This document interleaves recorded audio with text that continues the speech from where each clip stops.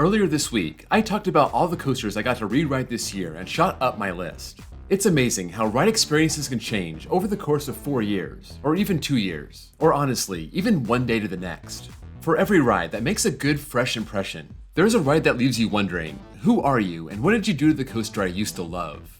Okay, I didn't love all of these, but after getting a re-ride this year, I was left disappointed for one reason or another. Let's stack them up and run them down. These are the coasters that shot down my list in 2023.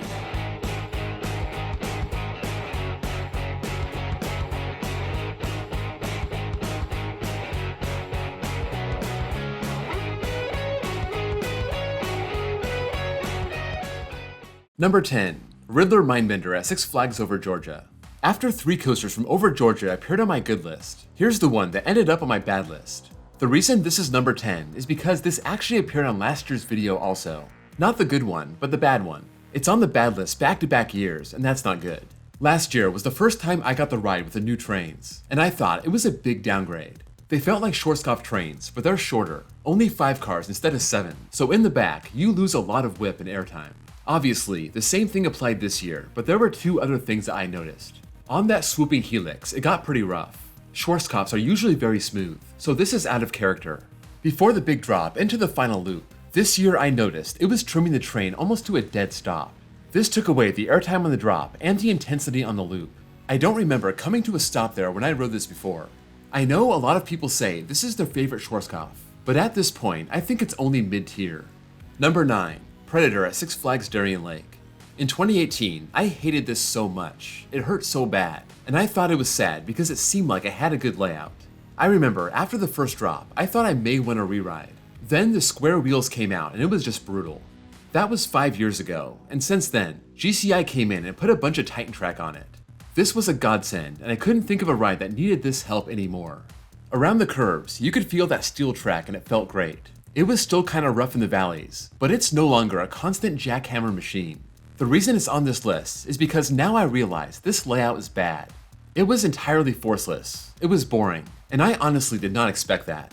In this case, the roughness actually did add to the experience, and once it became rideable and you could focus on the elements, they just bored me to death. So thanks to GCI for making this ride decent, but I think it's time for RMC to do their thing. Number 8. Thunderation at Silver Dollar City. For the last 5 years, this has been my favorite mine train. It's one of the newer ones, opening in 1993, and it starts at the top of a hill and just picks up crazy speed as it winds to the bottom. It gives you a long lift back to the top, but unlike other lazy rides, this has a really nice drop before it hits the brakes. It's never been a super smooth ride, but my ride just a couple weeks ago was kind of violent. Well, maybe violent is too harsh. I should say super janky. In the back, you can see the car shifting around in front of you. You bounce, you get jerked from side to side. Those turns are especially bad. It's still a great mine train. I'd say it's still my favorite. But whatever happened to it this year, I hope the park fixes it. Number 7. Sky Rush at Hershey Park. You knew this was coming, but I just want to point out, this was on my good list for my video from 2020. That was the last time I rode it, and I found some things to really like about it. Plus, the lap bar didn't hurt me as bad in 2020 compared to 2018.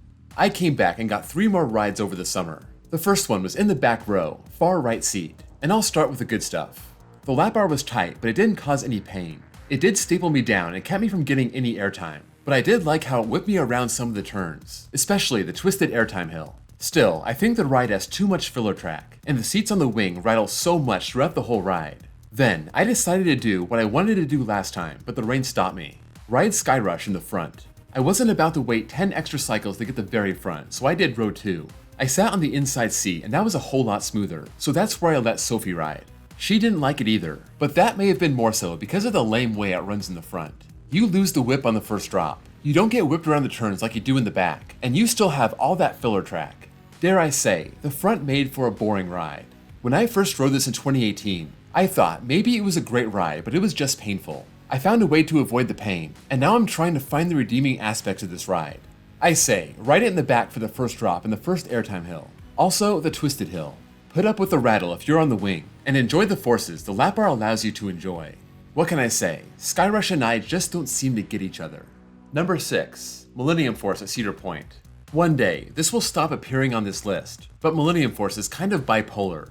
2020, it was running slow and had no bite. I can give it a pass. That was early in the day, and this had a half-full train during the COVID year. 2021, it ran a whole lot better and I put it back up. Then I came back in 2023, rode it later in the day so there's no excuse. It's a full train, and it was 2020 all over again. It ran slow. Aside from the first drop, there was no airtime on any of the hills. And this year, it rattled on the track the whole time. I don't remember that ever happening before. I hyped this up for Sophie, telling her stories about the legendary Millennium Force. How it scared me so bad the first time I rode it when I was 14. It was my number 2 coaster for a long time, and she got the worst I've ever seen it run. I still enjoyed the low to the ground speed moments, but once it lifted off the ground for an airtime hill or an overbank, it was just crawling. Number 5, Screamin' Eagle at Six Flags St. Louis. When I rode this in 2018, I thought it was solid. Not much airtime, but a good layout off the beaten path, into the trees on the side of the hill, and overall, it was a pleasant ride. I got back to Six Flags St. Louis for the first time in 5 years, and I really wanted to give Screamin' Eagle a second try. I was not expecting it to beat my brains out. I could tell there was some airtime underneath all that, but when you're bouncing on those square wheels, it's hard to tell what's airtime and what's jackhammer. I went into survival mode on this. I was bouncing so much that I didn't want to hurt myself. It kind of reminded me the first time I rode Blue Streak at Connie at Lake Park. By the time I hit the final brakes, I could finally exhale. I made sure I still had all my teeth, and I put my spleen back where it belongs. I did get back to the park a couple months later and rode it again. I know, not smart. We established that in the last episode when we talked about Ninja, but this time around, it was pretty savage. But I was able to enjoy the ride a little bit more, and I wasn't in pure survival mode. It was a low bar to clear, but it was better the second time around, and it keeps it at number 5 and not number 1 on this list. Number 4, Comet at Hershey Park. I was blown away by this the first time I rode it in 2018. Then it disappointed me in 2020. That was the nasty rainy day at Hershey Park, and I didn't get a good ride on anything that day. I got back to the park 3 years later. I got Sophie her first ride on it. Of course, I hyped it up, and it didn't live up to it. It had time to warm up. This was later in the day. The first half did have some decent flow to airtime, but that second half was entirely forceless.